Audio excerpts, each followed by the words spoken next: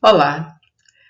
Nessa aula de bioquímica, nós vamos abordar dois tópicos bem interessantes. Cadeia respiratória mitocondrial, em que ocorre o transporte de elétrons das coenzimas até o oxigênio molecular, e a fosforilação oxidativa, que é o ápice dos processos catabólicos, né? É um processo de conservação de energia na forma de ATP. Em células eucarióticas aeróbias, esses dois processos ocorrem numa organela chamada mitocôndria. E é justamente essa imagem que eu coloquei aqui no nosso primeiro slide para ilustrar. Então, nós temos aqui uma mitocôndria, as cristas mitocondriais, membrana externa, membrana interna e a parte central, que é a matriz mitocondrial. Então, vamos começar vendo a cadeia respiratória. Mas antes disso, nós vamos rever os estágios da respiração celular.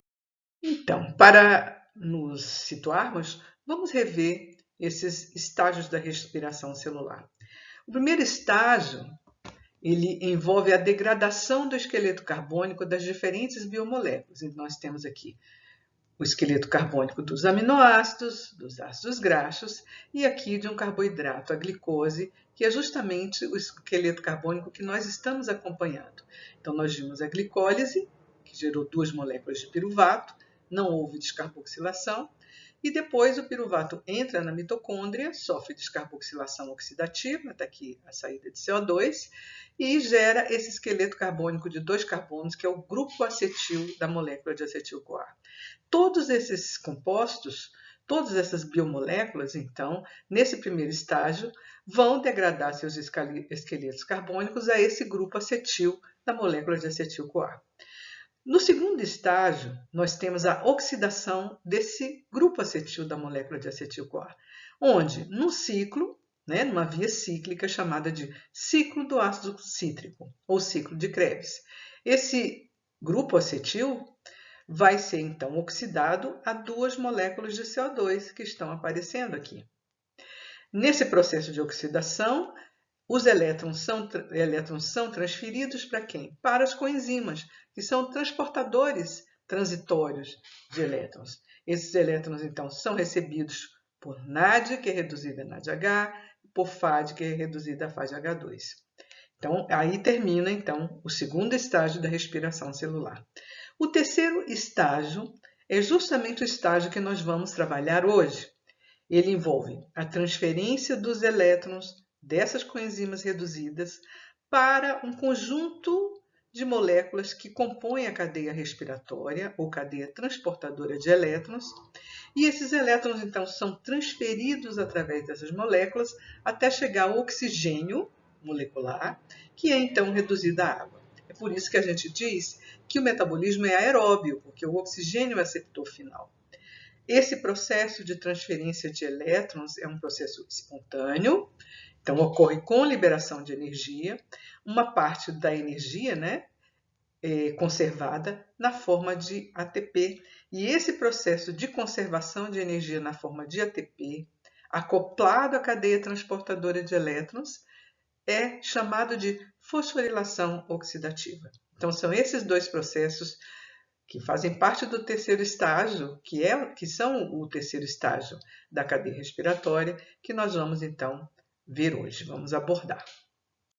Então, vamos resumir o que a gente conversou no slide anterior. Vejam, a maioria das células, procarióticas e eucarióticas, que têm metabolismo aeróbio, ou seja, oxigênio é receptor final de elétrons, oxida completamente o esqueleto carbônico de suas moléculas combustíveis, conservando uma parte da energia na forma de potencial redutor. Esse potencial redutor, elétrons, é transportado pelas coenzimas na forma reduzida. Essas coenzimas reduzidas, então, precisam ser reoxidadas porque elas são requeridas nos processos catabólicos. E para dar continuidade ao processo, Lembrando que a concentração das coenzimas ela é igual à quantidade dessa coenzima na forma oxidada mais a concentração dessa coenzima na forma reduzida. Então, se você tem um processo em que a coenzima é reduzida, a quantidade dessa coenzima na forma oxidada diminui para que a concentração da coenzima permaneça mais ou menos constante. Ok?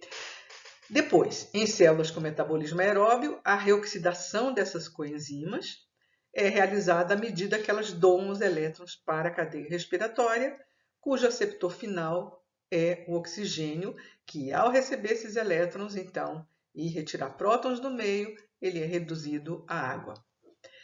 Acoplada a essa cadeia transportadora de elétrons, ocorre a conservação de energia pelo mecanismo chamado fosforilação oxidativa. Ok? Então, é um resumão do que a gente falou anteriormente. Essa figura, eu coloquei aqui para nós termos, relembrarmos a estrutura geral, então, de uma célula eucariótica. Aqui nós estamos vendo núcleo, nucleolo, ribossomos, retículo endoplasmático e as mitocôndrias, que são essas organelas que nós vamos, esses processos que nós vamos conversar hoje, ocorrem nessas organelas, nas mitocôndrias. Elas são organelas que têm dupla membrana, uma membrana externa e uma interna, e a região do meio, é chamada de matriz mitocondrial. Então, foi só para a gente dar uma olhadinha, geral nas organelas que têm uma célula eucariótica. Ok? Então, vamos ver essa organela, a mitocôndria, de uma forma um pouquinho mais aprofundada. A descoberta de que a mitocôndria era o local onde ocorre a fosforilação oxidativa foi feita em 1948 por Eugene Kennedy e Albert Leninger. E, a partir de então, os processos, o estudo da parte de enzimologia e de transduções biológicas ocorreu de uma forma um pouquinho mais contundente. Vamos ver, então, essa organela. Veja só, ela tem dupla camada. Então, a camada externa, a membrana externa, é chamada de membrana externa mitocondrial ou membrana mitocondrial externa. Esta membrana tem uma permeabilidade alta, livre, As moléculas pequenas, em torno de 5.000 Daltons, elas passam livremente por esta membrana. E íons também. Essa membrana ela tem na sua composição canais constituídos por uma proteína que é chamada de porina. Essas porinas, então, formam esses poros por onde essas moléculas podem atravessar. Então, essa membrana mitocondrial externa tem uma permeabilidade alta, não é?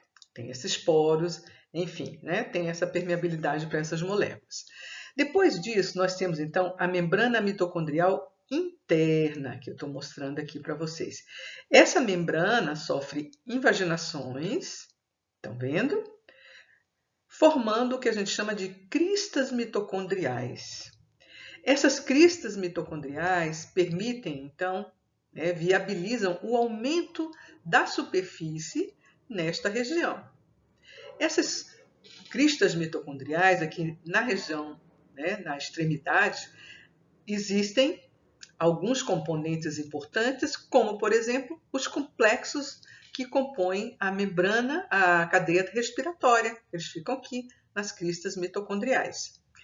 Além disso, nós temos também nas cristas mitocondriais, da membrana mitocondrial interna, nós temos a ATP sintase, que é a enzima que catalisa a síntese de ATP acoplada a CTE. Ok?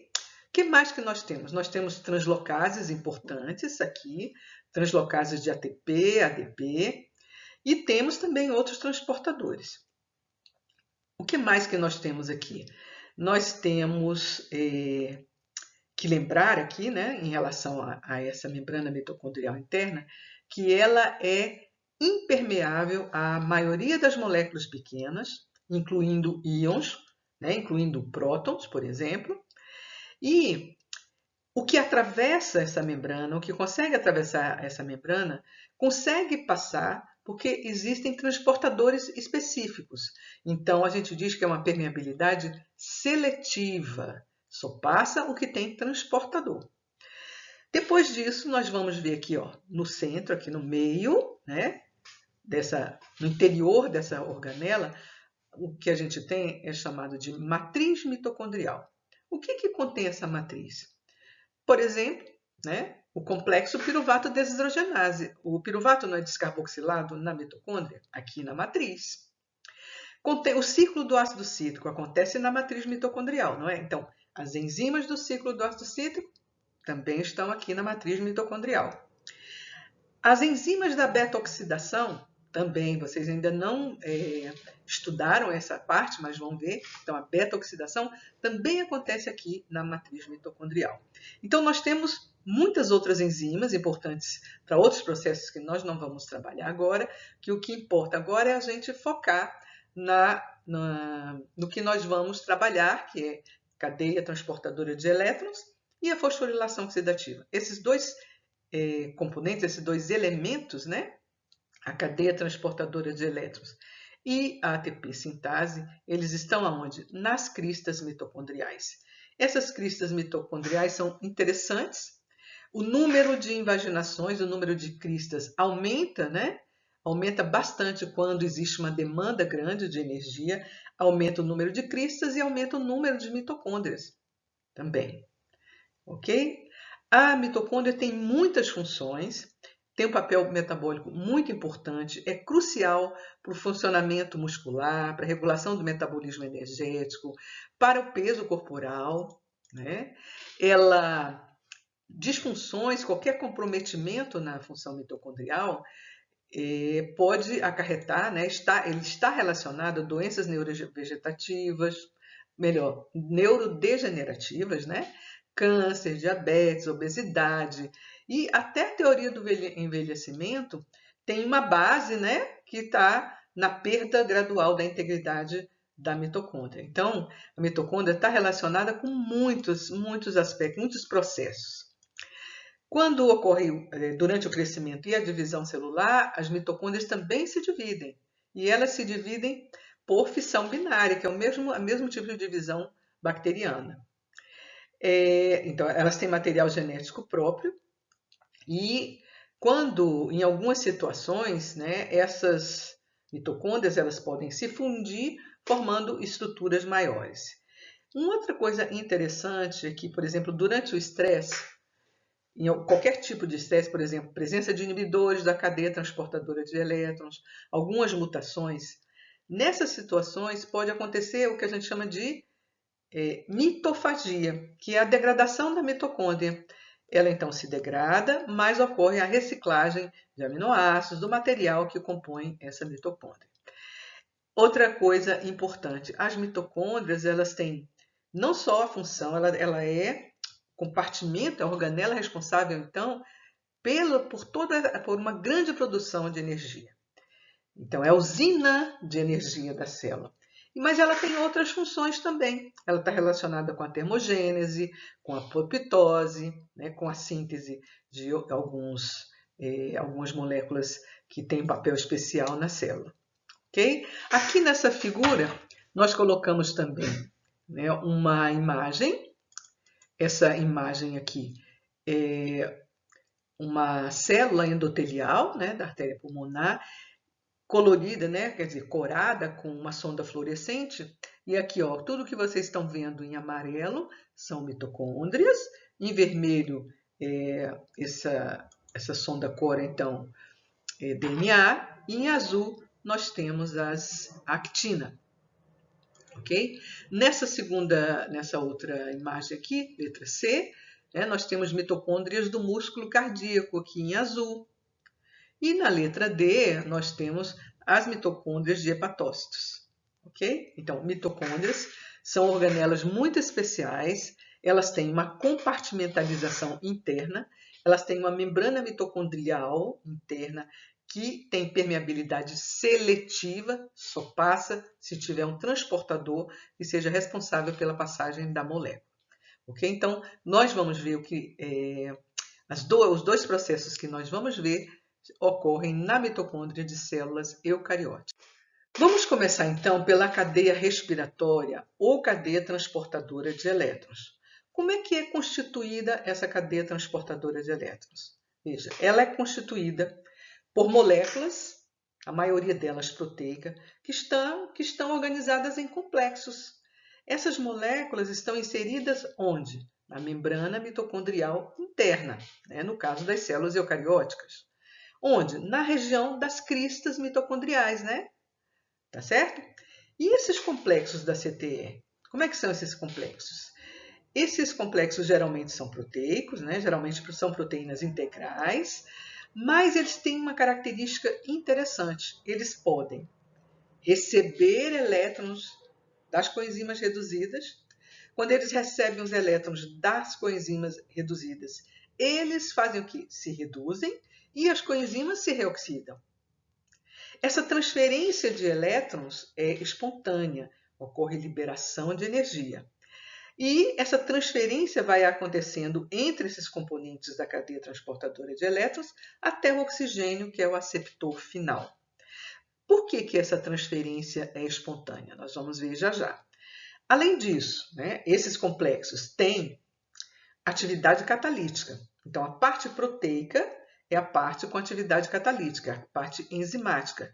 E ela contém, ligada a ela, a essa parte proteica, né, essa parte enzimática, grupos prostéticos. São esses grupos prostéticos que são capazes de receber os elétrons, se reduzem, e do elétrons se oxidam.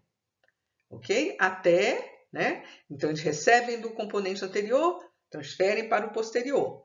E essa transferência é feita, então, é de um componente que tem menor afinidade para aquele que tem maior afinidade por elétron, ou seja, maior potencial redox. Quando essa transferência é feita de um componente que tem menor afinidade para aquele que tem maior afinidade, essa transferência é o quê? Espontânea, a gente chama de fluxo, ok? E ocorre com liberação de energia, né? Os processos espontâneos acontecem com liberação de energia. Além disso, né, esses componentes, então, em sua maioria são proteínas integrais, estão organizados, então, na membrana mitocondrial interna, em função do potencial redox, ou seja, menor, né, para maior potencial redox, de quem tem menos afinidade para quem tem maior afinidade. E não é só isso que importa, a especificidade catalítica, porque as enzimas, né, que fazem parte dos complexos são catalisadores, eles que vão catalisar esse processo de transporte. Tem uma especificidade catalítica. E nós vamos ver que existe também, né, tem sido estudado, que esses complexos se agregam formando complexos funcionais, né, que são os respirossomas, que nós vamos ver um pouquinho para frente. E o oxigênio molecular, então, é o aceptor final de elétrons. Então, a cadeia transportadora de elétrons é esse conjunto de complexos que está ali nas cristas mitocondriais e que vão ser capazes de quê? De transportar os elétrons até o oxigênio, transporte espontâneo de elétrons. Mas vamos ver o que está associado a esse transporte de elétrons espontâneo. Quais são as formas, então, de transferência de elétrons? Quais são os tipos? Nós temos a transferência direta, como ocorre no caso da redução do ferro, e o ferro é um componente importante de proteínas ferro-enxofre, que nós vamos ver, eles fazem parte do complexo. Então, quando você tem, por exemplo, ferro mais 3, né? Está sendo convertido em ferro mais 2, significa que ele recebeu o quê? Um elétron, uma carga negativa, por isso ele passou de ferro mais 3 para ferro mais 2. Né? Então, nós temos esse processo aqui de redução do ferro. Transferência também na forma do átomo de hidrogênio. Nós temos componentes da cadeia que recebem o átomo de hidrogênio completo. Veja que o elétron está aqui, o átomo de hidrogênio tem próton e elétron. E existe também, é claro, né, e esse aqui é um componente muito importante, a transferência como íon hidreto. O que é o íon hidreto? É o átomo de hidrogênio mais um elétron. Então, esse íon hidreto tem 2 elétrons. A maioria, então, desses elétrons é proveniente da ação de quê? De desidrogenases. Essas desidrogenases que participam do processo catabólico. Okay? E essas desidrogenases, então, catalisam o quê? Reações de oxorredução, retirando elétrons dos substratos e transferindo para coenzimas. Essas coenzimas são esses exemplos. Aqui nós temos, né, alguns NAD, NADP, FAD, flavina mononucleotídeo. A reação é basicamente essa aqui. Olha, eu tenho um substrato reduzido, Eu tenho a coenzima NAD, ou NADP, na forma oxidada, que tem a carga positiva. Esse substrato, então, vai ser oxidado e a coenzima, então, vai receber este íon hidreto. A desidrogenase tirou 2 hidrogênios. O substrato, então, foi oxidado e a coenzima não consegue receber os 2 hidrogênios completos. Ela recebe um íon hidreto. Então, recebeu o íon hidreto, né? Um elétron neutraliza a carga, né? Essa carga positiva, entra o hidrogênio completo, então o que sobra? Um próton, ok? O que mais que nós podemos ver? As flavoproteínas, né? Flavina mononucleotídeo, flavina adenina de nucleotídeo, elas contêm, né? Não, esses nucleotídeos de flavina são esses aqui, mas as flavoproteínas, então, contêm esses nucleotídeos fortemente ligados a ela, e elas podem aceitar 1 ou 2 elétrons, ok? Esse FAD ou esse FMN. E o que nós precisamos lembrar também aqui? Nós já comentamos. A coenzima NADH, ela vai carregar, vai levar os elétrons e ela vai transportar esses elétrons para quem? Para a cadeia transportadora de elétrons. Já o NADPH, em geral, ele é o doador de elétrons para processos anabólicos, processos de biossíntese. Okay? Essa transferência, né, de elétrons desses carreadores, ela é reversível, né? E esses dois carreadores, NAD e NADP, eles são bastante solúveis em água, ok? E eles se associam, então, de forma reversível a essas desidrogenases, ok? O que mais que a gente pode falar? Sim, o potencial de redução padrão, né, desses nucleotídeos de flavina vai depender de com qual proteína eles estão associados. O que é esse potencial, né, de redução padrão? Esse potencial, que a gente chama de E0', né, ele diz para a gente a afinidade, ele reflete a afinidade que esse par tem pelos elétrons, né? Nós vamos ver uma tabelinha com alguns desses potenciais, ok? Além daquelas proteínas que nós vimos, daqueles complexos, né, a cadeia respiratória contém também a ubiquinona, chama ubiquinona, quinona ou coenzima Q, que também faz parte, é um transportador da cadeia transportadora de elétrons, só que ela não é uma proteína, ela é uma molécula pequena, hidrofóbica, ela fica embebida na região das caudas da membrana, né, dos fosfolipídios. Estão lembrados da estrutura da membrana? Você tem as cabecinhas polares e tem as caudas apolares ali no meio. Essa ubiquinona ela fica ali embebida nessa região das caudas apolares desses fosfolipídios. Essa molécula de quinona ou ubiquinona, ela tem uma característica bem interessante. Se vocês olharem aqui a estrutura, estão vendo aqui? Ela pode... Essa aqui, ó, é uma forma da quinona totalmente oxidada. Mas ela pode receber um elétron e um próton, ou seja, um átomo de hidrogênio. Quando isso acontece, ela forma a semiquinona. É uma quinona parcialmente reduzida. Ok? Estão vendo aqui, né? E se ela receber mais um próton e mais um elétron, ela passa para a forma totalmente reduzida, que a gente chama de ubiquinol. Essa característica é muito importante. O fato dela poder receber ou doar 1 ou 2 elétrons e formar essa semiquinona, né, e a forma totalmente reduzida, é uma característica fundamental para o acoplamento, né, para o bombeamento de prótons que ocorre acoplado ao fluxo de elétrons que nós vamos ver já já. Outra coisa importante nessa molécula aqui, estão vendo essa região aqui em cima? Que está chamada de R, aqui embaixo está representado por R, esse é um motivo que se repete, que é chamado isopreno. Neste caso aqui, ó, ele se repete 10 vezes. O número de vezes que esse motivo isopreno aqui, ó, esse motivo aqui, CH2, CH, C, CH3, CH2, o número de vezes que ele se repete está relacionado com a espécie. Esse número de vezes aqui, 10, eu acho que é de células vegetais, se não me engano. Ok? Então, essa ubiquinona é muito importante. O fato de ser hidrofóbica aumenta a mobilidade, a solubilidade, então, na região das caudas, favorecendo, então, esse transporte de elétrons entre os componentes da cadeia, que são as proteínas integrais, que ficam mais firmes na região da membrana. Ok? Um outro componente importante da cadeia transportadora de elétrons são os citocromos. O que são os citocromos? Esses citocromos são proteínas, né, que têm um grupo prostético. Esse grupo é o grupo M, esse grupo que está sendo mostrado aqui nessa imagem. Então, são grupos prostéticos de citocromos. Esses grupos M, eles variam um pouco em relação a quais ligantes você tem aqui no grupo M. Esse aqui, ó, o grupo MC, é o grupo M que existe no citocromo C, que faz parte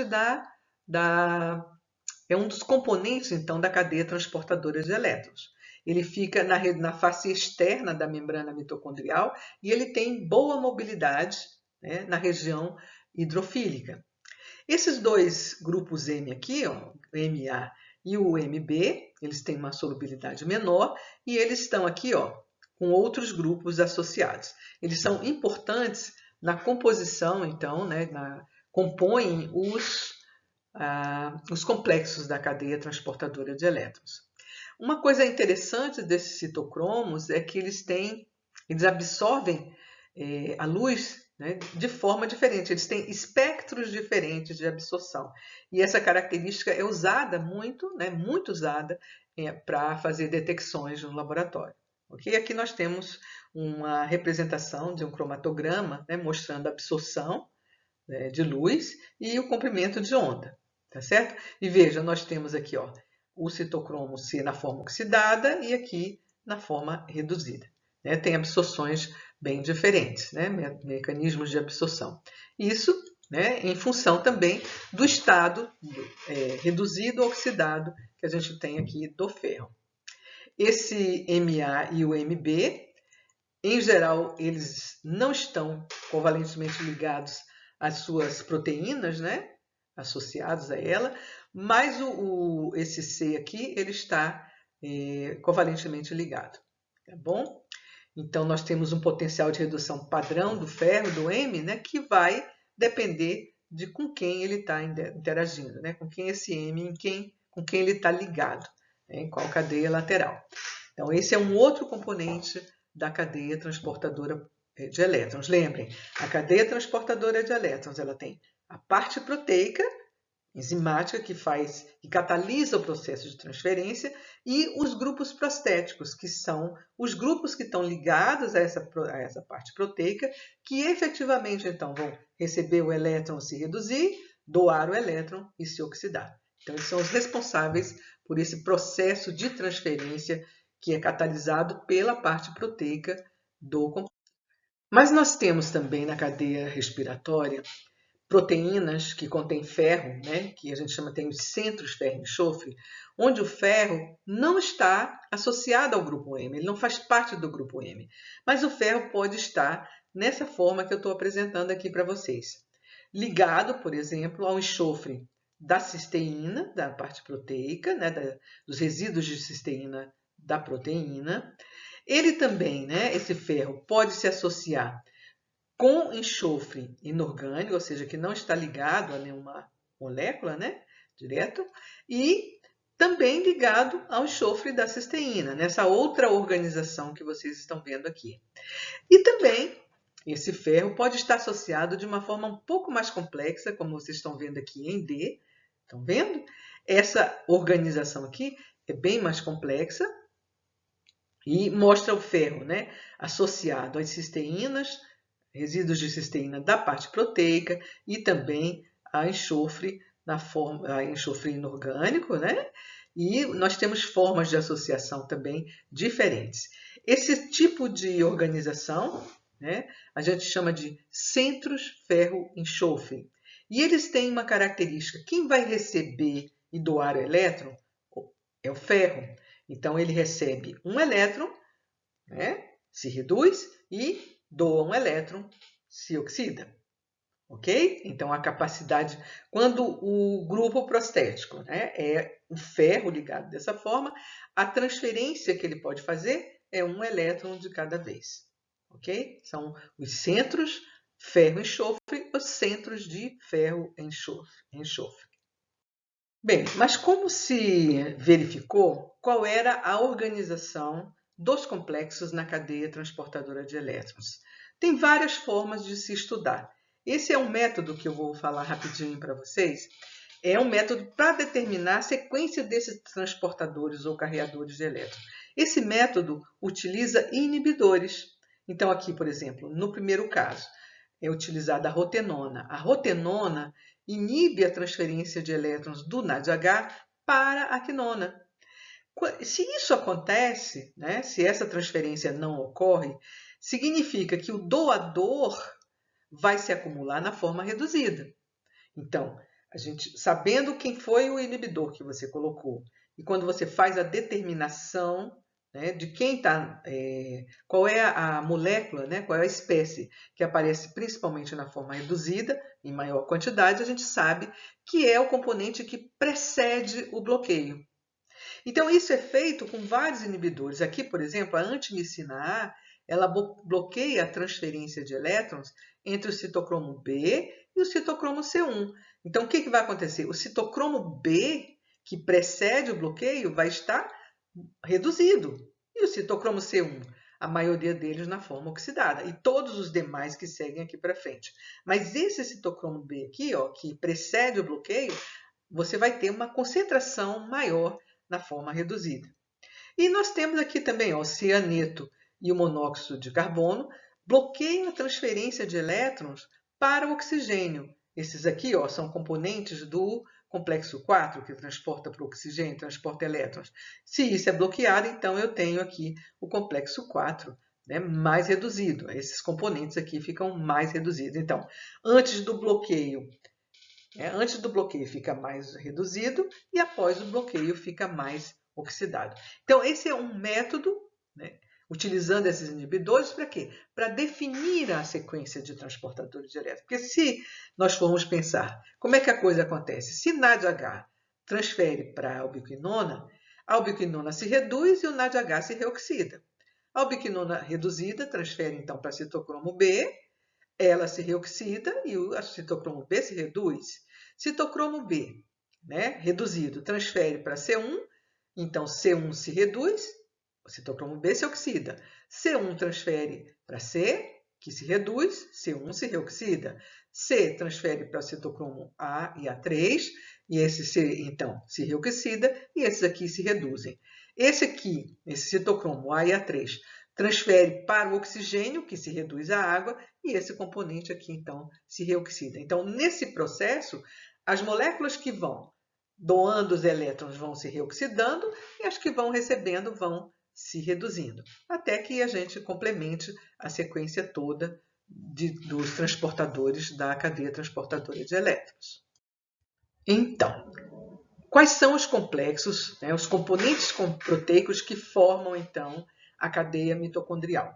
Nós sabemos que são complexos. Então, nós temos aqui 4 complexos. Complexo 1, complexo 2, complexo 3 e o complexo 4. Esses daqui, ó, NADH, succinato desidrogenase e esses outros aqui, são o quê? Os nomes desses complexos. Mas nós podemos chamá-los apenas pelos números. Ok? Então, nós temos esses complexos e temos também aqui o citocromo C. Aqui nós temos a massa molecular desses complexos. Vejam que o complexo 1 é o maior, tem a massa molecular são 850 kilodaltons. Ele é constituído por 43 subunidades. Né? Esse número aqui, 14, se refere a subunidades em bactérias, né? Nessa NADH desidrogenase em bactéria aeróbia. E aqui nós temos os grupos prostéticos que fazem parte desse complexo enzimático, né? Chamado complexo 1. O mesmo nós temos aqui para o complexo 2, são 140 kilodaltons, 4 subunidades, E aqui, ó, os grupos prostéticos, que é quem vai transportar os elétrons. Ok? Então, nós temos flavina, adenina de nucleotídeo e centros ferro-enxofre. O complexo 3, né, ubiquinona, citocromo C, óxido redutase, a massa molecular de 250 kilodaltons, 11 é o número de subunidades, e os grupos prostéticos são grupo M e proteínas ferro-enxofre, centros ferro-enxofre. O citocromo C tem a massa molecular de 13 kilodaltons, uma única subunidade, e o grupo é grupo MC, né, que nós vimos antes. O complexo 4, que é o complexo que transporta os elétrons para o oxigênio, tem uma massa molecular de 160 kilodaltons, 13 subunidades, e os grupos prostéticos são M, cobre A e cobre B. Então, veja só, esses carreadores de elétrons da cadeia transportadora de elétrons, eles estão organizados em complexos supramoleculares. São esses complexos que vocês estão vendo aqui. E esses complexos, então, eles podem ser isolados da membrana mitocondrial interna com tratamentos mais leves, mais suaves, com detergente. E esse tratamento, né, com detergente foi que separou esses quatro complexos que vocês estão vendo aqui. Ok? Então, nós temos os carreadores 1 e 2, né, que vão transferir elétrons para a ubiquinona, né, a partir de 2 doadores. Nós vamos ver já já. E nós temos, então, os outros, né, 3 e 4, né, que viabilizado, mediado pelo citocromo C, que vão levar, então, esses elétrons até o oxigênio. Ok? Bem, então, isso completa a sequência, né? Então, os elétrons chegam até a ubiquinona por esses complexos 1 e 2. Vamos ver, então, né, vamos visualizar como é que é essa cadeia transportadora de elétrons, certo? Mas antes nós vamos dar uma olhadinha nos potenciais redox. Essa tabela apresenta quem? Os potenciais de redução padrão de componentes da cadeia respiratória. Veja só, eu tenho aqui, ó, essa letra E'0, estão vendo aqui? E'0 é potencial redox, em volts. E aqui eu tenho a reação, né, a meia reação redox. Então, veja só, eu tenho aqui, ó, potencial redox, né, do NADH é menos 0,32. Aqui, oxigênio, né, o para-oxigênio água é 0,82, 0,816, né? E aqui nós temos outros pares redox, né? Outras meias reações. Vejam só, vamos considerar o fluxo de elétrons do NADH até o oxigênio. Então, veja só, nós temos como calcular a energia livre que está associada a esse processo de transferência de elétrons. Nós temos esse algoritmo aqui que considera condições padrão, né? A concentração de 1 molar desses componentes, desses transportadores. Então, eu tenho variação de energia livre, padrão, N é o número de elétrons, F é a constante de Faraday, e esse delta é uma diferença entre o quê? Entre os potenciais redox. Então, nós vamos pensar em quem? Do NADH para o oxigênio. Então, aqui, ó, 2 elétrons, esse é o valor da constante de Faraday, 96,5. 0,82, mais ou menos, é o potencial redox para oxigênio água, que está aqui, do oxigênio, menos, porque é a diferença, né? 0,32 negativo, que é o potencial redox aqui, esse para aqui NADH. Essa conta aqui, então, o resultado dessa conta, né, e dessa multiplicação aqui dá um valor positivo, né, 1,14, eu multiplicando aqui, eu vou ter um valor negativo de 220 kJ. Esse negativo significa que foram liberados, né, 220 kJ/mol. O que vai acontecer com esta energia?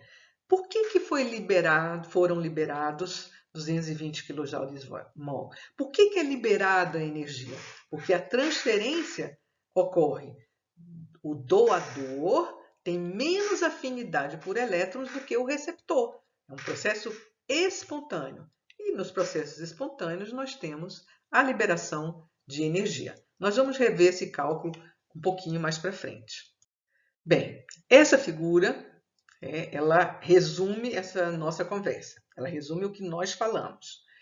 Veja só, nós temos aqui o fluxo de elétrons pela cadeia transportadora de elétrons. Essas estruturas que vocês estão vendo aqui estão representando os complexos. Quais? Os complexos da CTE. Complexo 1, complexo 2, complexo 3, complexo 4. Onde eles estão inseridos? Na membrana mitocondrial interna. Está aqui a representação da membrana. Ó. Os fosfolipídios, a cabecinha polar, e aqui no meio são as caudas apolares. No interior, nós temos a matriz mitocondrial, e aqui, fora da matriz, depois da membrana interna, nós temos o espaço intermembrana. Quais membranas? Entre a membrana mitocondrial interna e a externa, que não está sendo mostrada nessa figura que vocês estão vendo. Então, vamos acompanhar esse fluxo de elétrons? Vamos pensar os elétrons fluindo do NADH. O NADH doa elétrons para os grupos prostéticos do complexo 1, catalisado pela enzima, pela parte enzimática, então, do complexo 1. O NADH doa elétrons e se reoxida, está aqui, NAD+. Essas setinhas azuis estão mostrando o caminho dos elétrons, então eles passam pelos diferentes componentes do complexo 1, ok? E vão doar esses elétrons para a ubiquinona, que vai, então, se reduzir.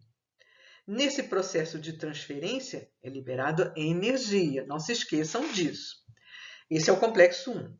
Quem é o complexo 2? É esse aqui, ó. O complexo 2, ele tem uma característica que eu vou lembrar vocês. Não sei se vocês ainda se lembram, mas quando eu falei de ciclo do ácido cítrico, eu disse que tinha uma enzima, a succinato desidrogenase, que é a que catalisa a oxidação do succinato em malato. Essa enzima succinato desidrogenase faz parte do complexo 2 da cadeia transportadora de elétrons. Lembra que eu falei que era a única enzima que não estava livre na matriz mitocondrial? Então, é essa, succinato desidrogenase. A setinha azul aqui está indicando para onde vai esse elétron. Lembram que o grupo prostético da succinato desidrogenase é FAD, gerando FADH2. E aí nós temos os elétrons passando aqui e indo para onde? Ubiquinona, que está aqui na forma oxidada, e vai aqui então para a forma reduzida ao receber esses prótons e elétrons. Tem o QH2, ok? Vejam, essa ubiquinona então vai transferir elétrons para o complexo 3, ok? E esse complexo 3, via citocromo C, então, vai transferir os elétrons para o complexo 4, estão vendo a setinha azul?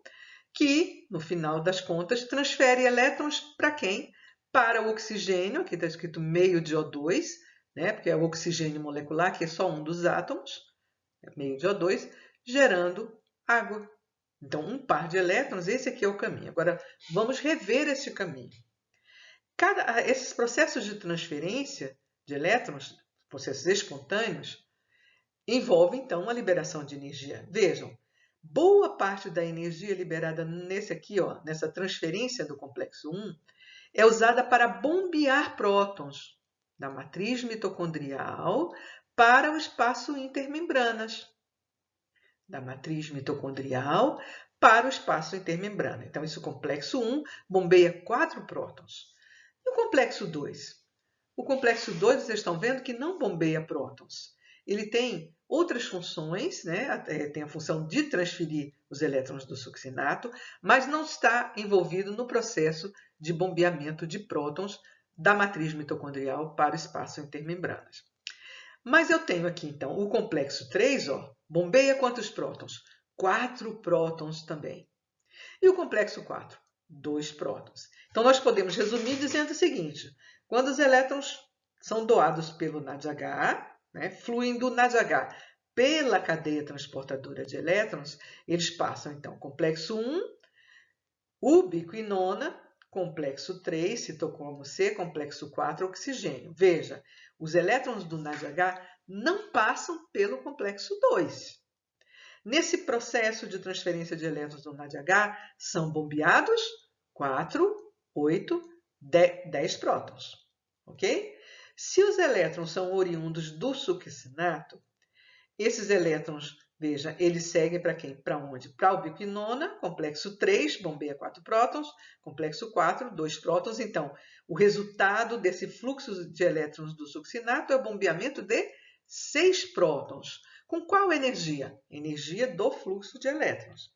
Veja que os elétrons do complexo 2 não passam pelo complexo 1, eles seguem em frente. E os elétrons do complexo 1 não passam pelo complexo 2, ok? Tá certo? Então, e o complexo 2 não bombeia prótons, ok? Mais ainda, o número de prótons bombeados quando os elétrons fluem do NADH é maior do que o número de prótons bombeados quando os elétrons fluem do succinato. Então, esse é o cenário, né, desse fluxo de elétrons dos transportadores, né, ou de moléculas reduzidas, pela cadeia transportadora de elétrons até o oxigênio. Nós estamos falando de metabolismo aeróbio, ok? Estamos falando de metabolismo aeróbio. Muito bom. Então, muitos experimentos têm sido feitos para se descobrir mais, se conhecer melhor essa cadeia transportadora de elétrons e os processos associados a ela. O que foi verificado nos estudos mais recentes? Que na mitocôndria, esses complexos da cadeia, eles vão se associar firmemente uns aos outros, né, na membrana mitocondrial interna, formando associações ou combinações funcionais de 2 ou mais complexos. Isso é importante, significa que a gente fala de associação funcional porque eles trabalhando juntos, eles exercem uma função específica. Então, por exemplo, quando é feita a extração, né, do complexo 3, é feita uma extração mais suave, né, com detergente, verifica-se que o complexo 1 vem associado ao complexo 3 e permanece associado quando você submete esse material extraído a alguns tipos de métodos experimentais bioquímicos, como, por exemplo, a eletroforese. Okay? Se você submeter uma condição moderada, esses complexos se mantêm. Então, na verdade, existem agregados que são purificados, né? Dos complexos 1 e 3 e 4. E esses agregados, né, supramoleculares, essas associações funcionais, são chamadas de respirassomos. Outra coisa importante, foi verificado que a cardiolipina, que é um lipídio bem abundante na membrana mitocondrial interna, pode ser essencial para a integridade desses complexos funcionais, desses respirassomos. Isso foi verificado porque quando você retira essa cardiolipina, né, faz a retirada da cardiolipina, o que é verificado? Que a cinética do fluxo de elétrons pelos complexos fica comprometida, fica diferente. Ok? Então, você tem um comprometimento da função da mitocôndria. Ok? Então, significa que a formação essas associações funcionais são bastante importantes para a função mitocondrial. Ok? Olha que imagem bonita, então, desse respirassoma aqui que está mostrado. Né? É uma microscopia eletrônica de rápido congelamento, né? Mostrando, então, esse respirassoma aqui, que é de leveduras. Ok? Complexo 3. Complexo 3 aqui em vermelho, né? E tem em verde complexo 4, ok? Enfim, você tem algumas associações interessantes aí. Vale a pena dar uma lida sobre isso. Nós vimos, então, no slide anterior, que a entrada dos elétrons é, pelo complexo 1, os elétrons do NADH, né? E pelo complexo 2, os elétrons aqui do succinato. Estão vendo? Né? Normal. Okay? A transferência e tal. Mas existem outras vias para transferência de elétrons para a ubiquinona. A ubiquinona ela funciona como um aparador desses elétrons, justamente porque ela pode ela existe em várias formas, né? Oxidada, totalmente semi-oxidada e totalmente reduzida. Nós temos, então, outras portas de entrada para a cadeia transportadora de elétrons que desembocam na ubiquinona. Aqui, por exemplo, nós temos essa entrada a partir do mecanismo, né, de oxidação de ácidos graxos. Nós temos aqui, ó, acil-CoA graxo, né, quando vai sendo oxidado aqui, ele passa, né, pela ação de uma desidrogenase, que se chama acil-CoA desidrogenase. E essa acil-CoA desidrogenase, ela tem o quê? FAD ligada a ela. Ele FAD. Esse FAD vai transferir os elétrons para o FAD, que está ligado a uma flavoproteína transferidora de elétrons. Esse é ETF que está mostrando aqui, né? Na verdade é FTE. Esse FAD aqui vai transferir para os grupos prostéticos de uma oxidorredutase, que vai transferir os elétrons para quem? Para a ubiquinona da cadeia transportadora de elétrons. Então, eu tenho uma entrada a partir, né, do FAD, né, que é oriundo aqui da oxidação de ácidos graxos. Essa é uma porta de entrada.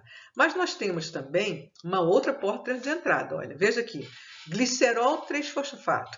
Esse glicerol aqui pode ser formado, por exemplo, a partir da quebra, né, dos triacilgliceróis, ou também pela redução da dihidroxicetona na glicólise, ok? E aí nós temos então a formação desse glicerol 3-fosfato citossólico. Esse glicerol 3-fosfato vai doar elétrons para o FAD de uma enzima, glicerol 3-fosfato desidrogenase, que está ligada à membrana mitocondrial interna, na sua face externa, na face voltada para o espaço intermembrana. E aí, né, esse glicerol 3-fosfato, então, se reoxida e esse FAD vai se reduzir e doar os elétrons para a ubiquinona, ok? Uma outra porta de entrada, né, de elétrons para a cadeia transportadora de elétrons vem oriunda aqui da ação dessa desidrogenase aqui, que chama dihidroorotato. Essa enzima, desidrogenase, né, ela atua na síntese de pirimidinas. E essa enzima também, né, faz parte aqui da membrana. Quem que é o transportador de elétrons? É a flavina mononucleotídeo. E doa elétrons para quem? Para a ubiquinona. Então, além do caminho normal aqui, ó, do NADH pelo complexo 1, do succinato pelo complexo 2, nós temos transporte de elétrons para a ubiquinona por esses outros componentes aqui, ok? Isso é interessante, né? Essa quinona, ela tem aquelas três estados de oxidação, que é importante, e ela está embebida aqui, ó, nessa região hidrofóbica da membrana, e nós temos pools dessa molécula na forma oxidada, na forma semi-oxidada e na forma reduzida. E existe o que é chamado de ciclo Q ou ciclagem Q, que é, né, o processo que envolve o movimento de elétrons entre essas três estruturas, né, esses três estados de oxidação da ubiquinona. Nós não vamos entrar em detalhes em relação a isso, ok? Mas existe esse ciclo Q, e quem quiser, né, pode dar uma olhadinha, está bem detalhado, tanto no Leninger quanto no Voigt e outras referências que nós passamos para vocês. Eu gostaria de ressaltar também que as plantas, fungos e alguns eucariotos, né, protistas, têm características um pouquinho diferentes. Eles têm carreadores de elétrons na membrana interna que são um pouco diferentes do que existe nas mitocôndrias de células animais. Observem aqui, né? Nós temos aqui, ó, o complexo 1, temos o complexo 3, temos o complexo 4, né? Mas vejam só o que está sendo mostrado aqui nessa mitocôndria. Essa célula vegetal, essa mitocôndria, né, de célula vegetal, tem carreadores diferentes. Então, veja, em ausência de luz, ou seja, na escuridão, ou quando a gente tem uma diminuição, né, da disponibilidade de luz, essas plantas vão gerar ATP como? Pelos mesmos processos que as células não fotossintetizantes. ok? Mesmo processo. Certinho? Pela oxidação de compostos, nós vamos ter, então, a geração de ATP a partir do processo, né? Transfere para as coenzimas, que depois chega na cadeia transportadora de elétrons, passando por esse sistema da cadeia e das cadeias e gerando ATP, como eu vou mostrar para vocês daqui a pouco. Mas, quando a célula vegetal está fazendo fotossíntese, na presença de luz, a gente tem uma outra fonte de NADH que não está relacionada, que não é a fonte da oxidação de biomoléculas. Essa fonte é uma reação importante, né, que acontece no processo de fotorrespiração. Esse processo de fotorrespiração está associado à salvação de carbonos, né, que formam fosfoglicolato, que nós não vamos mostrar em detalhes aqui, mas que é uma reação importante. Vejam que aqui, ó, nós temos então duas glicinas, o NAD na forma oxidada, que vão gerar o quê? Serina, né? Vejam, duas glicinas vão gerar uma serina, CO2, NH3, né? Grupo amina, NADH mais H+. Esse processo aqui, que faz parte do processo de fotorrespiração, que é importante para a planta, e então precisa acontecer por outros motivos também, ele gera NADH. E isso pode gerar o quê? Um excedente de NADH, que precisa ser o quê? Reoxidado. Precisa regenerar o NAD na forma oxidada. Que, inclusive, se não for regenerado, não tem como fazer o quê? Essa reação continuar acontecendo. E nós temos a cadeia transportadora de elétrons mitocondrial, vai estar o quê? Freada. Ok? Porque nós temos a fotossíntese acontecendo, envolvendo quem? Os cloroplastos. Né? E nós temos, então, a fotofosforilação.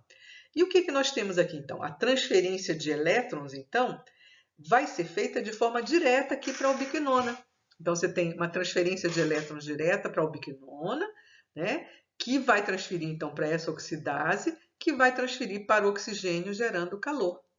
Então, nós temos uma desidrogenase alternativa, né, do NADH, e temos outra do NADPH. Então, as plantas, eu coloquei aqui só para vocês verem que as plantas têm algumas adaptações importantes. E uma coisa interessante da gente pensar aqui, veja, se a gente pensar na mitocôndria, o processo todo vai culminar com a síntese de ATP, que nós vamos ver no próximo, na continuidade dessa nossa conversa. E aqui, né, você vê, ó, o oxigênio, então, você tem aqui os elétrons, né, transferiu aqui para a ubiquinona, observando aqui a setinha azul, e levou para o oxigênio, reduziu a água, gerou o quê? Calor. Ok? Então, ao invés de conservar a energia na forma de ATP, vai gerar calor.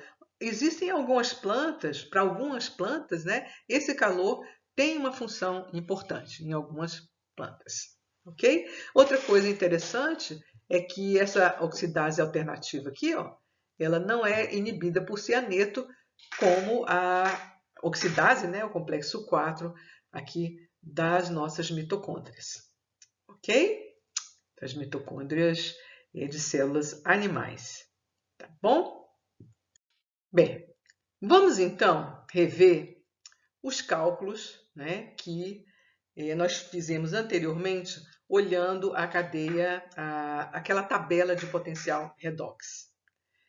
Veja, nós fizemos um cálculo, né, da energia envolvida na transferência de elétrons pela CTE. Né?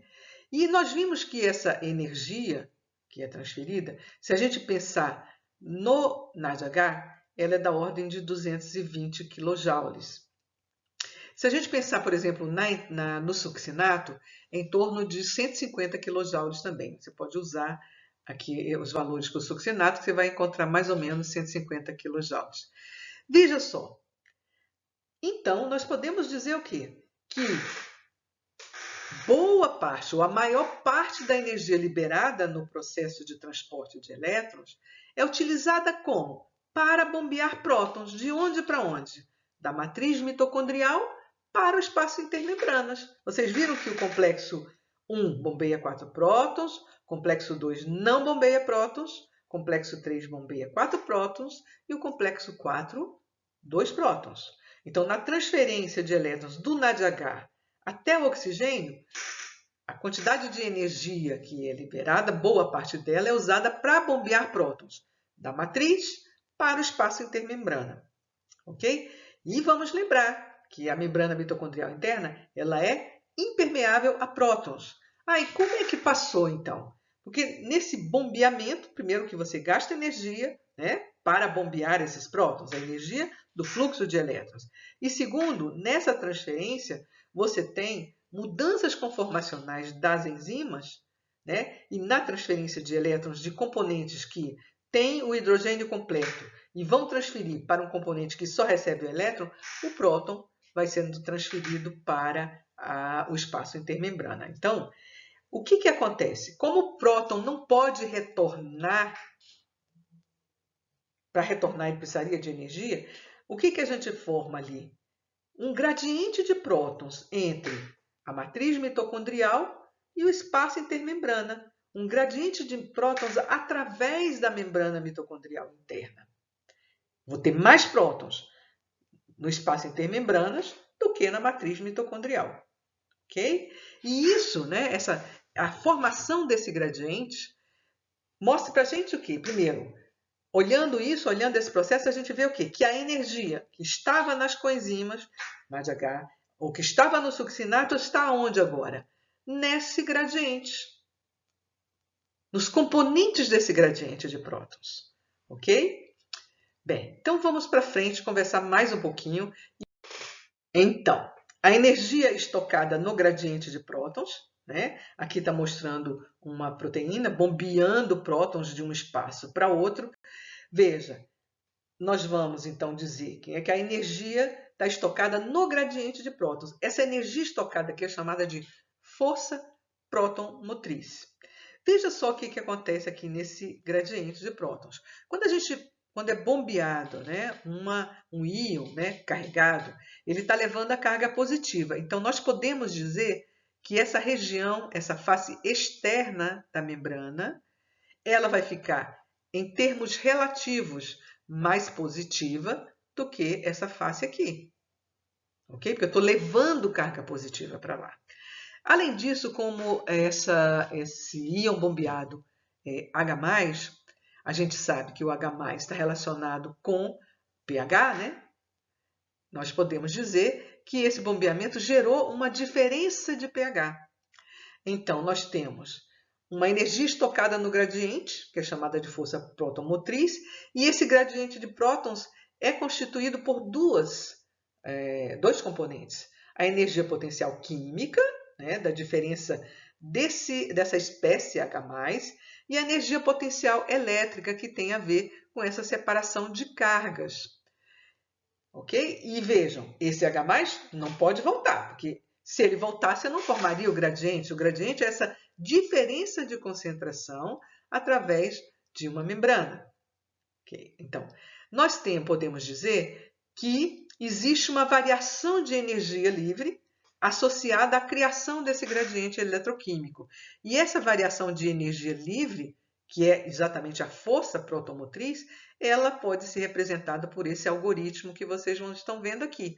ΔG é igual a 2,3 RT delta, né, diferença de pH, mais a diferença de carga delta psi. Então, a membrana mitocondrial interna separa dois compartimentos, ok? Que têm diferentes concentrações de H+. Resulta isso que em diferenças na concentração, né, química do H+, delta pH, e também na diferença de cargas através da membrana.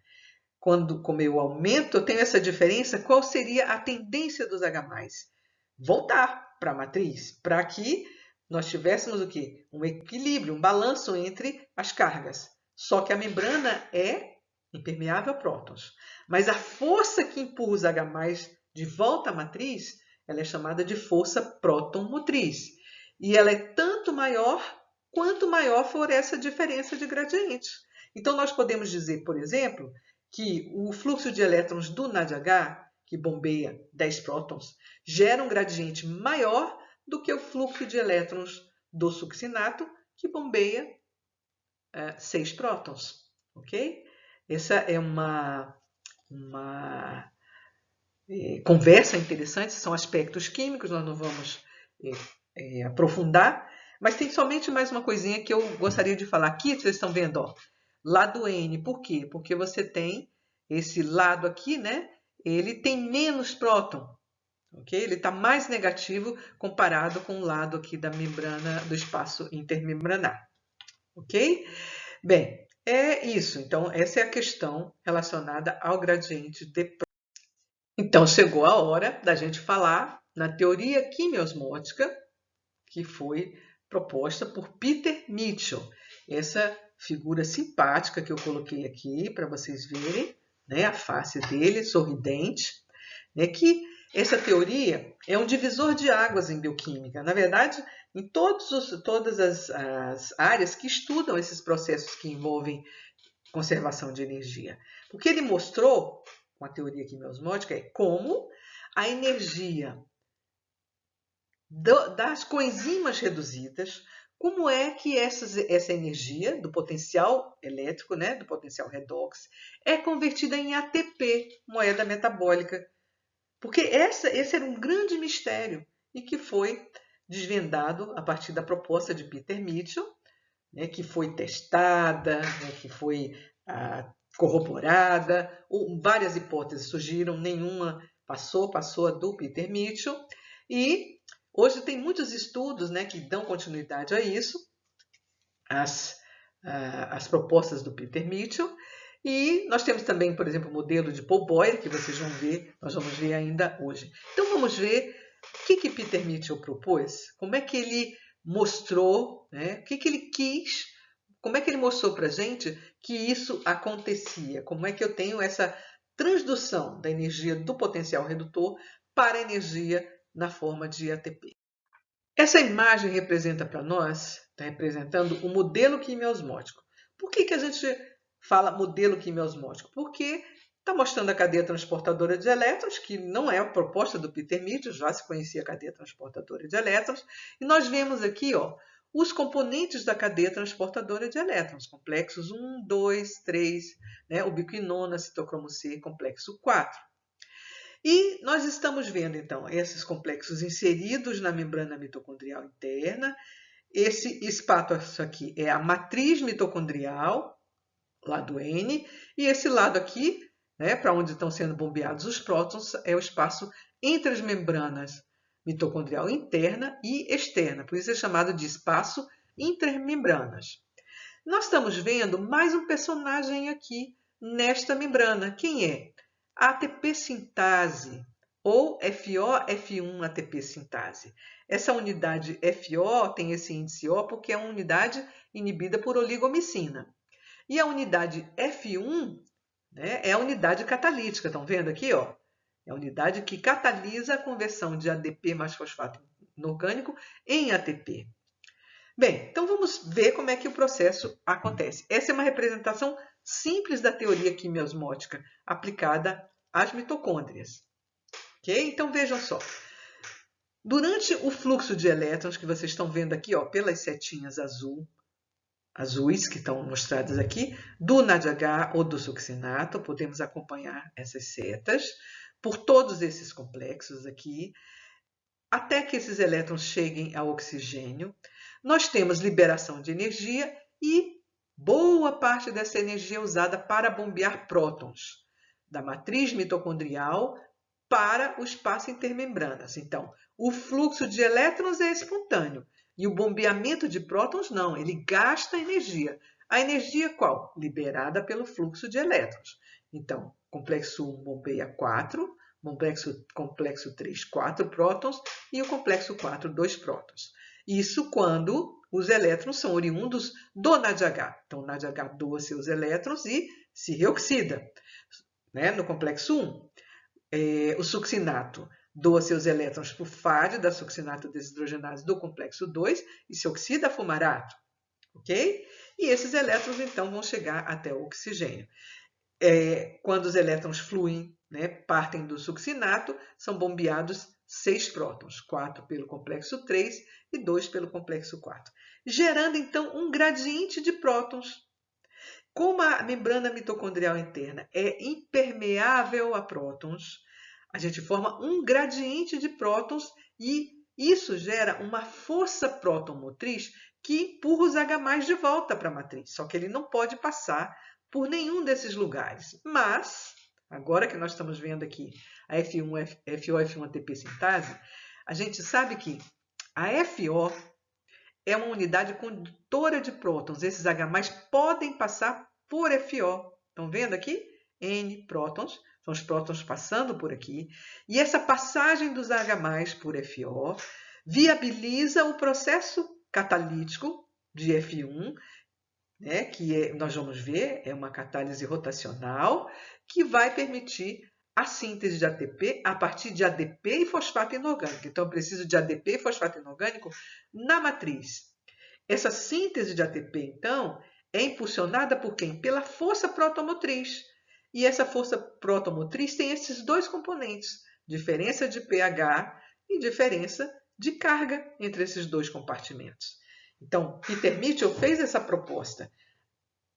A energia, né, de compostos reduzidos e das coenzimas reduzidas é primeiro convertida num gradiente de prótons, que depois ele vai sendo desfeito, né, espontaneamente. Observem, os H+ vão voltar por FO espontaneamente. Por quê? Porque isso aqui é um canal, FO é um canal para prótons, e a concentração de H+ no espaço intermembranas é maior do que na matriz, então o retorno é passivo. E a energia do desfazimento desse gradiente é usada por F1 para sintetizar ATP a partir de ADP e fosfato inorgânico. Então, veja, eu tenho a síntese de ATP acoplada ao fluxo de elétrons pela CTE. Qual é o nome desse processo de síntese de ATP acoplada à CTE? Fosforilação oxidativa. Isso aqui, ó, é fosforilação oxidativa. E esse processo, o papel dessa FO e F1, etc., foi proposto por quem? Por Peter Mitchell. Então, a força protomotriz é que direciona os prótons de volta à matriz, proporcionando a energia que é usada para a catálise, né, da síntese de ATP aqui, tá bom? Por F1. Essas duas enzimas precisam, essas duas unidades da enzima precisam estar associadas. Então, essa é a teoria de quimiosmótica de Peter Mitchell, sendo mostrada aqui no modelo quimiosmótico. Ok? Bacana, né?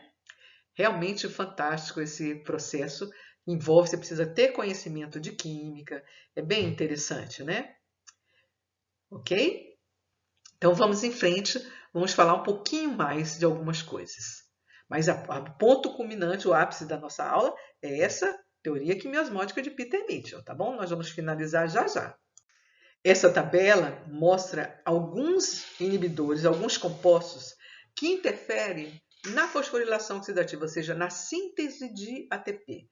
Veja só, se você inibe o fluxo de elétrons, você inviabiliza o quê? O bombeamento de prótons.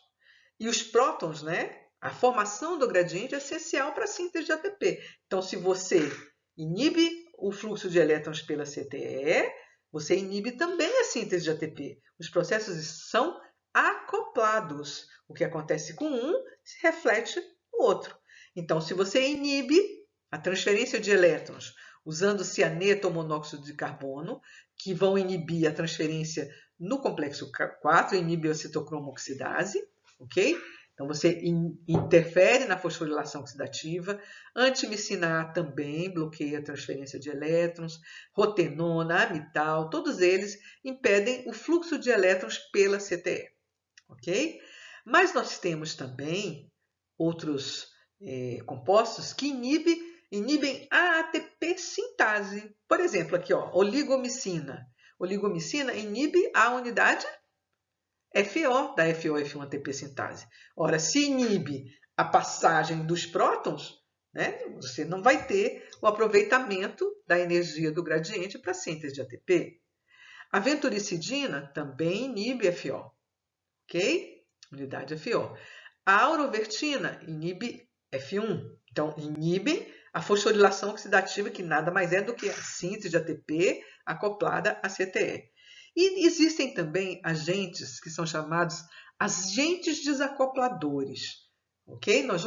Vou mostrar para vocês depois um experimento, né, envolvendo agente desacoplador. O que o agente desacoplador faz? Desacopla. Desacopla quem? A cadeia transportadora de elétrons da fosforilação oxidativa. Como? Desfazendo o gradiente de prótons. Desfazendo a diferença que gera a força protomotriz que direciona a síntese de ATP. Então, nós temos aqui, 2,4-dinitrofenol, esse DNF, esse FCCP aqui também, né? Que é diciclohexilcarboxidilimida, né? Nós temos outros componentes, então essa proteína desacopladora, que ocorre no tecido adiposo, que eu vou mostrar para vocês, que é importante para a termogênese. Então, esses são compostos, né, que vão afetar a fosforilação oxidativa, né? E como é que eles interferem no transporte de elétrons? Veja, se eu interfiro no transporte de elétrons, inibindo o transporte de elétrons, eu diminuo o transporte de elétrons e diminuo também a síntese de ATP. Os processos estão acoplados. Quando os processos estão desacoplados, na maioria dos casos eu tenho que um processo diminui e o outro pode aumentar, ok? Isso, por exemplo, acontece com o 2,4-dinitrofenol. O 2,4-dinitrofenol não é um composto que existe dentro da célula, isso é experimental. Você faz o experimento, adiciona 2,4-dinitrofenol, ele se liga ao H+, e atravessa a membrana levando esse H+. Então, o H+, ao invés de passar por FO, ele vai passar junto com 2,4-dinitrofenol. Então, o gradiente é desfeito sem passar pelo carreador, e aí F1 não vai conseguir aproveitar a energia, né, do gradiente para sintetizar ATP. Nós vamos ver isso com mais cuidado, tá bom? Bem, e também, né, se não existir ATP, ADP, né, dentro da mitocôndria, não tem como gerar ATP, né? Eu preciso de ADP e fosfato inorgânico dentro da matriz. ADP e fosfato inorgânico. Isso é feito por um transportador, uma translocase.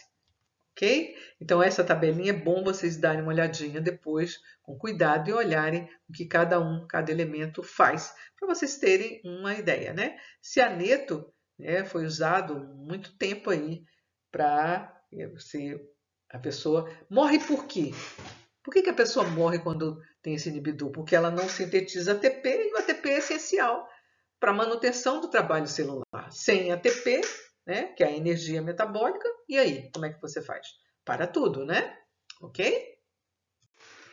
Bem, eu gostaria de complementar, lembrando vocês que pode haver, né, a formação de espécies reativas de oxigênio, essa aero aqui, nas mitocôndrias, né? Mas as células têm mecanismos de defesa contra esses radicais livres. Essas espécies reativas de oxigênio, elas vão atacar, né, membrana, os componentes da membrana, vão atacar ácidos nucleicos. Então, as células precisam ter mecanismos de defesa. Eu já mostrei para vocês, quando eu falei da via das pentoses fosfato, eu mostrei a importância do NADPH para converter a glutationa da forma oxidada para a forma reduzida, ok? Aqui, o NADPH que está sendo mostrado aqui é um NADPH que pode ser gerado a partir do potencial redutor de NADH. Então, quando é necessário, né? Então, você tem um NADH, né, que doaria elétrons para a cadeia transportadora de elétrons, complexo 1.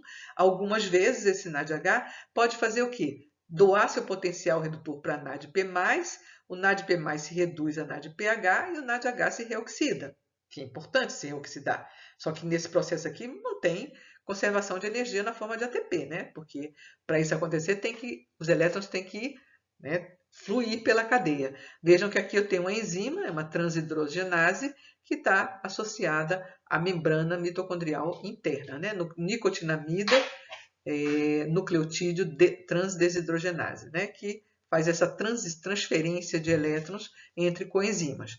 E aí o NADPH, então, pode transferir potencial redutor, né, para a glutationa oxidada, que vai então ser convertida na forma, da oxidada aqui, que vai ser convertida na forma reduzida, e o NADPH então se reoxida. Essa glutationa aqui, ó, na forma reduzida, é importante, né, para transferir potencial redutor aqui para a glutationa peroxidase para converter peróxido de hidrogênio em água, né? Porque esse peróxido de hidrogênio ele pode formar radicais livres que são bastante agressivos, né? Como o radical superóxido, ok? Ou esse radical hidroxila aqui, que é super agressivo, que pode ser formado, então, quando escapam, né? Quando escapa oxigênio parcialmente reduzido aqui na cadeia transportadora de elétrons. Isso acontece numa porcentagem não razoavelmente alta, né? De 0,2% a 2%. Ocorre, né? Normalmente. E a gente tem, então, esses mecanismos de proteção. Essas setinhas azuis aqui estão mostrando esses mecanismos de proteção. Então, o estudo dessas espécies, né, reativas de oxigênio, esses radicais livres hoje, é muito estudado, está relacionado com o processo de envelhecimento. Então, tem muita coisa que está relacionada com a mitocôndria, ok? O que mais podemos falar? Então, essa mitocôndria, né, tem várias coisas associadas e nós temos, então, a cadeia transportadora de elétrons, a fosforilação oxidativa e outras coisas complementares que nós estamos vendo, né? E nós vamos ver na próxima. Então, nós finalizamos a nossa aula aqui, né, com a presença ilustre aqui de Peter Mitchell, né, que morreu há não tanto tempo atrás, 1992, mas deixou um legado maravilhoso que foi essa. Não foi só isso, ele várias coisas, né, várias descobertas e elucidou vários mecanismos em bioquímica muito importantes. O que nós vamos ver na próxima aula, né, a parte 2 dessa aula de cadeia transportadora de elétrons e fosforilação oxidativa? Nós já vimos a teoria quimiosmótica em si, mas na próxima aula nós vamos ver a estrutura da ATP sintase, né? Vamos estudar com um pouquinho mais de aprofundamento essa síntese de ATP por fosforilação oxidativa. Vamos ver o mecanismo da catálise rotacional proposto por Paul Boyer, que é bem interessante, e vamos calcular quantos ATP são gerados, né, são formados a partir do catabolismo da glicose, ok? E entrando no terceiro estágio. Vamos falar também um pouquinho de termogênese, que é um processo interessante, que também é função mitocondrial. Muito obrigada, bom estudo para vocês. Esse assunto é instigante, interessante, importante, ok? Vamos em frente. Até mais.